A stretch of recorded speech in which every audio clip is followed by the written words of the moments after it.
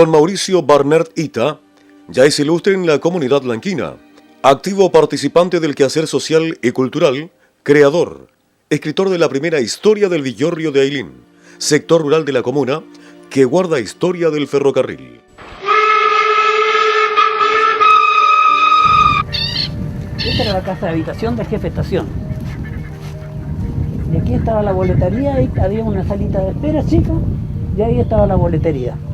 Y había otra construcción para allá que esa después ya se hizo pedazo.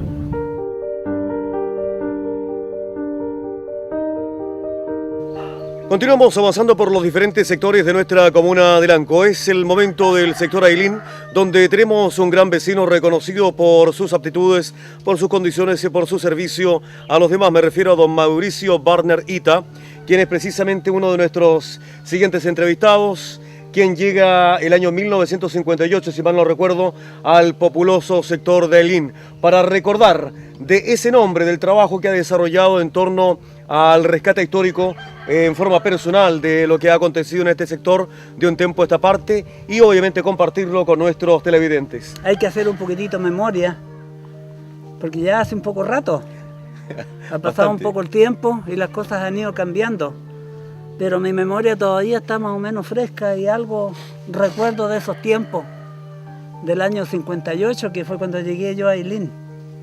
Y me vine de Santiago, llegué a Ailín, mi padre vivía aquí, él compró un terrenito aquí y se instaló, tenía un almacén en ese tiempo. Ailín era un pequeño, no podemos decir poblado, porque prácticamente un sector rural en que había gran movimiento de personas, pero era motivo de la construcción del ferrocarril en ese tiempo. El ferrocarril se estaba construyendo, el ramal de Lanco a Panguipulli, y en ese momento estaba construida la línea desde Lanco hasta Malalhue. Y aquí en Ailín habían 2 cuadrillas ferroviarias con más o menos 20 personas cada cuadrilla, y cada cuadrilla estaba con toda su familia, con la señora, los niños, y alrededor de la estación tenían sus casas prefabricadas donde vivían ellos, tuvieron un buen tiempo ahí en esa parte, y eso formaba prácticamente el gran movimiento que había en Ailín en ese tiempo. Por otro lado, el otro movimiento que había era el movimiento de la madera, porque estos eran fundos madereros en esos años y se sacaba madera del lado de las montañas de Buenulle, de Sotillo, todas esas partes, que hoy día se llama así, antes tenía otro nombre. Eso era parte del movimiento que había aquí. Pero el detalle curioso es lo que muchos se han preguntado, porque no lo han logrado encontrar razón en ningún libro respecto de cuál sería el origen del nombre Ailín precisamente. Mira, yo he estado investigando un poco al respecto, pero tampoco he llegado a una conclusión 100%. Pero cálculos y teorías que hay de que el origen podría ser de origen mapuche, pero seguramente la palabra está un poco transformada, que significaría una especie de isla dentro de un sector que es prácticamente impenetrable, solamente conocido por las personas que son del lugar. Y concuerda con la investigación que he hecho yo con respecto de que aquí parte de los antiguos habitantes de este lugar vivían prácticamente, podríamos decir, del robo de animales, pero que traían de Argentina. Y por supuesto que al traerlos de Argentina tenían que esconderlos muy bien para guardarlos un tiempo hasta poderlos vender en las ferias, que aquí las ferias estaban lejos. Aquí la feria cercana era en San José de la Marina y otra era en Freire, cerca de Temuco. Entonces aquí mismo no había dónde venderlos, era muy difícil. Entonces, de acuerdo a eso, esta gente traía sus animales y los encerraban, según dicen, los guardaban, digamos, un tiempo en esta especie de isla que había aquí, que estaba todo rodeado de pantanos y de gualbes, y por el medio lo cruzaba el río, entonces era muy difícil acceso, solamente ellos conocían la entrada. Y eso más o menos concuerda con lo que, digamos, con lo que se dice, que Ailín era un lugar con una especie de isla aislada y que solamente era visitada por las personas habitantes de ahí. Pero también hablemos un poco, retrocediendo en el tiempo, del trabajo desarrollado por Mauricio Barnert Ita. Bueno, hablando un poco de su historia, estando en Santiago, estando en la escuela, como militar en este caso, de reunir, lograr a través del tiempo juntar a los papás una vez más, acá en el sector de Ailín precisamente, y desde ya de lo que significaba la labor de cartero, de tener precisamente una oficina en este sector que por muchos años trabajó y sin pago alguno. Durante 30 años estuvimos a cargo de la correspondencia de este sector aquí.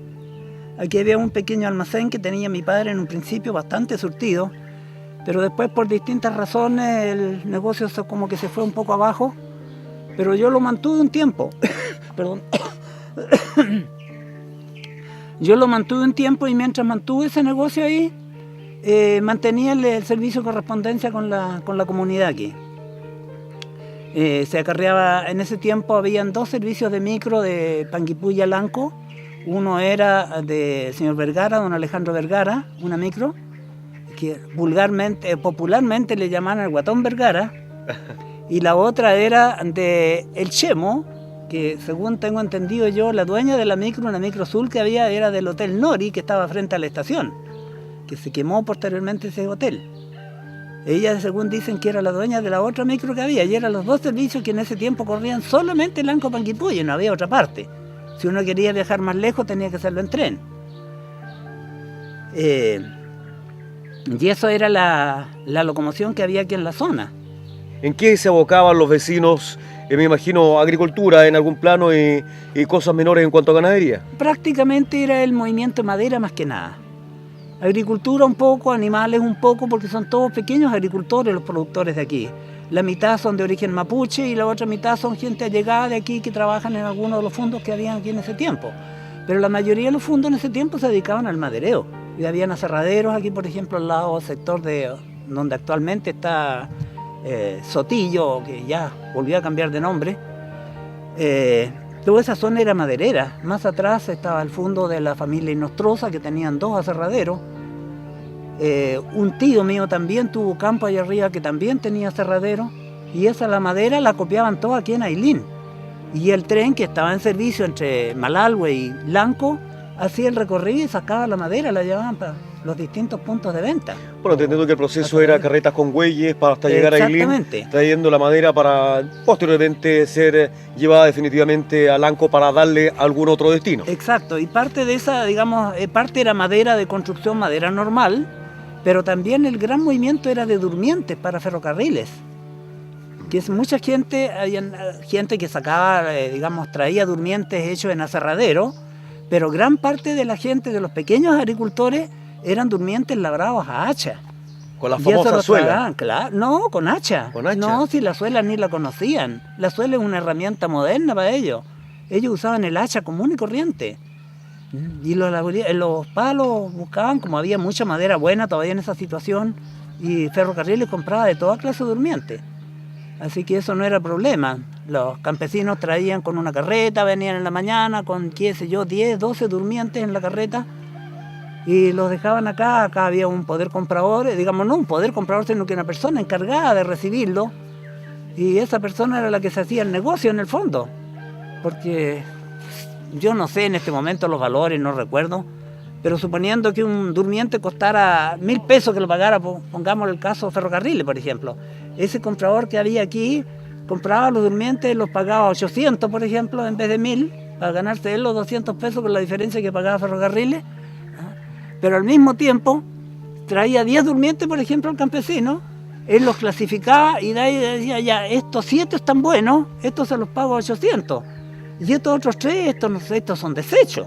Si quieres se los compro para leña, le decían, y se los pagaba, qué sé yo, 400, 500 pesos más encima, y después los metía en la ruma, y así. Esa era parte del negocio. Hay mucha gente que aquí hizo mucha plata con la cuestión de los durmientes. Don Mauricio Barnert, bueno, me imagino que dentro de ese proceso usted se afinca precisamente, llega como joven, se afinca y conoce a su esposa precisamente acá en este sector. Lo comentaba en algún momento y era precisamente en su labor de vendedor viajero, recorriendo las diferentes rutas longitudinales de esta zona, en donde al tocar una de aquellas puertas, precisamente salió a atenderle quién es hoy su esposa. Exactamente. Parte de eso ella fue mi primera clienta y siguió siendo clienta a futuro. Pero creo que... Así es. Yo un tiempo cuando recién llegué a Ailín, como indudablemente había que buscar algo donde hacer dinero, claro, porque de hecho que había un almacén o algo aquí no significa que uno viva de la nada. había que producir. Entonces yo instalé trabajé en una feria en Temuco. En ese tiempo lo que es hoy día la carretera que pasa por dentro del pueblo, que es la avenida Caupolicán, en esos años era una calle nomás, y se instalaba una feria libre ahí, en la calle Caupolicán, en Tremont y acá las otras calles para hacia el sur. Y yo iba a vender cosas ahí, artículos de paquetería de lo que trabajaba anteriormente, que traía de Santiago ya. Y en una de esas salía para acá y vendía en el campo por aquí, aprovechando que estaba mi padre aquí, que vivía aquí él, y salía a recorrer para el campo y vendía distintas cosas. Y ahí lo conocí a ella. Justamente lo primero que me compró la primera vez fue un par de calcetines. Eso lo recuerdo siempre. Y posteriormente estuvimos conversando un rato, lo hicimos conocidos, lo hicimos amigos, podríamos decir, y ella se hizo clienta. Seguramente que le caería bien. Yo como me dijo que pasara otra vuelta que viniera, y volví a pasar, me volví a comprar algo, y así ya después cada vez venía más seguido, por supuesto. Durante el cincuentenario de la ciudad de Lanco, presentó su creación. Nos referimos a un tractor de madera que funcionaba con un motor a benzina y que transformó en un avión, encabezando el corso en la fiesta de la primavera hasta el pueblo de Hueyahue en ese periodo. Cuando a uno le indican el amor propio, uno trata de sacarse el clavo, como se dice vulgarmente. Y fue así de que un primo me dijo que la idea que tenía yo era prácticamente imposible, que no se podía. La idea era originalmente hacer un vehículo que fuera capaz de moverse con un motorcito pequeño que habíamos comprado en Temuco para hacer funcionar una chichera de 4,5 HP, que en realidad es poquita fuerza, pero suficiente.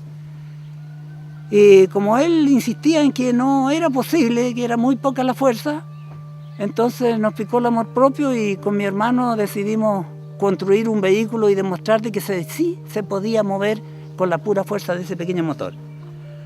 La comparación que hacía yo era muy sencilla. En ese tiempo ya existían bicicletas que se les adaptaba un pequeño motor encima de la rueda o detrás del asiento. Y ese motorcito, que era muy pequeñito, mucho más chico que el otro, era capaz de llevar a una persona en cualquier parte sobre una bicicleta 30, 40, 50, 60 kilos sin problema, a una velocidad de hasta 30 kilómetros por hora. Entonces, si ese motorcito, que no tenía más de un cuarto, un quinto caballo de fuerza, era capaz de mover a una persona a 25, 30 kilómetros por hora, ¿por qué un motor de 4,5 no iba a ser capaz de mover a una persona, un vehículo que fuera un poco más pesado?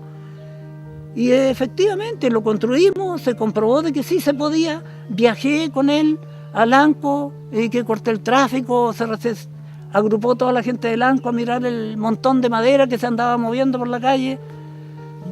Lo instalamos, o sea, paré yo prácticamente frente a donde antiguamente estaba la casa de don Osvaldo Barra. Y ahí se ganó, esa es la foto que hay, anda por ahí circulando. Posteriormente, en Lanco, un día conversó conmigo el presidente del Rotary Club de Lanco y me propuso que por qué no lo presentábamos en la feria que se iba a hacer en Valdivia, la primera feria artesanal que se iba a hacer en Valdivia. Entonces yo le pregunté, pero esta cuestión está fea, ¿cómo está? Po? Si ustedes me ayudan un poco, porque yo solo no puedo, lo construimos de nuevo y le damos una forma un poco más determinada. Esa fue la idea que les planteé yo. Ellos en reunión se acordaron que echarme una manito, ayudarme un poco en comprar algunos materiales, que era lo principal que necesitaba, que eran las correas, porque todo funcionaba con polea, en base a correas planas, no correa en B, correa plana. Correa plana. Efectivamente me ayudaron en eso. Yo fui a Temuco, compré correa suficiente para todo lo que era necesario. Lo pusimos de acuerdo y yo en promedio más o menos como 15, 20 días con mi hermano lo construimos de nuevo, pero ya dándole una forma más determinada. Claro. Ya tenía forma prácticamente de un tractor. Con las ruedas parte de atrás, parte de los mismos Rotary Club, me ayudaron con algunos materiales. Por ejemplo, había una persona que fue muy conocido en Lanco, que fue posteriormente mi compadre, don Más Canicio, que era uno de los habitantes de Lanco en esos años y tenía un taller mecánico. Dijo, mire, allá hay algunos fierros, vaya a echar unas carbaditas, si hay algo que le sirve, lo trae. Por ahí Juan Cubertino me regaló 2 llantas de aro 16 de auto, de una Ford y una Chevrolet, que eran de la misma dimensión, pero eran un poquito distintas. Y los neumáticos usados, pero todavía servibles. Entonces con eso armé la parte de atrás del vehículo. Las ruedas eran las ruedas grandes del tractor, digamos, eran de vehículo, y las ruedas de adelante fueron las mismas ruedas de madera que tenía el original que había hecho en un principio. Y le dimos una forma que ya tenía pintadito, qué sé yo, le hice un tapó adelante de madera terciada, un par de tapabarros de terciado, entonces ya tenía una forma determinada, ya era algo presentable. Y eso fue lo que efectivamente llevamos a la primera feria artesanal de Valdivia. En ese tiempo estaba de presidente don Eduardo Frei Montalva, y puedo decir que tuve el honor de que él, cuando se bajó del barco, porque él llegó por el río a inaugurar la feria, cuando se bajó del barco yo estaba delante del muelle ahí, vio el vehículo, lo halló raro, y como tenía atrás una especie de plataforma como para apoyar algo, se paró la plataforma y lo anduve trayendo un par de metros con el vehículo.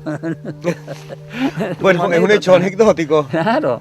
No menor, el presidente de la República del Ya periodo. lo creo. Son los pasajes de toda una vida de la historia para con su familia. Don Mauricio, agradecemos pero infinitamente todo el tiempo que nos ha brindado para poder plantearnos en esta importante acción de promocionar, de rescatar de esta historia, de lo que usted ha vivido y de participar a todos nuestros vecinos de estos pasajes que se escriben y quedan precisamente en el imaginario a ratos y también en lo que es la tradición verbal del comunicar. Bueno, inherente a que usted ya tiene un trabajo bastante avanzado en torno a la historia del sector Aylin.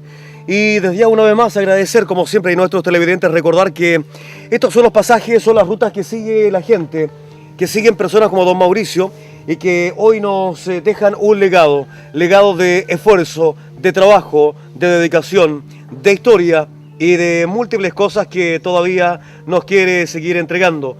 Es el mensaje para el área de reportajes de Tesoros Humanos Vivos en Canal 6.